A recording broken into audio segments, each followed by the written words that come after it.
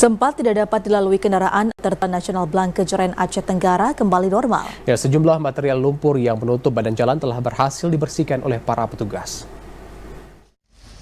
Berdasarkan informasi dari Direktorat Lalu Lintas Polda Aceh, ruas jalan nasional yang menghubungkan Gayo Luas Aceh Tenggara berangsur normal pada Selasa dini hari tadi pukul 1:20 waktu Indonesia Barat.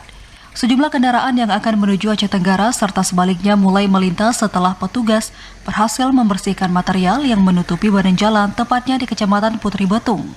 Meski berangsur normal, pengendara diminta tetap waspada saat melintas guna mencegah kendaraan tergelincir. Meski berangsur normal, pengendara diminta tetap waspada saat melintas guna mencegah kendaraan tergelincir.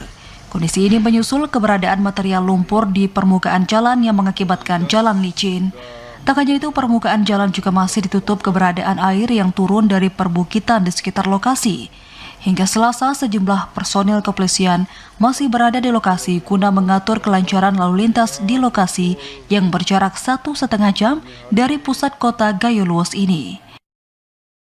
Mengimbau kepada seluruh pengguna jalan dari arah Kutacani menuju Blangkejeren maupun sebaliknya agar perjalanannya ditunda dulu dikarenakan titik longsor di Desa Onimpune, Kecamatan Putri Betung sedang dalam pekerjaan.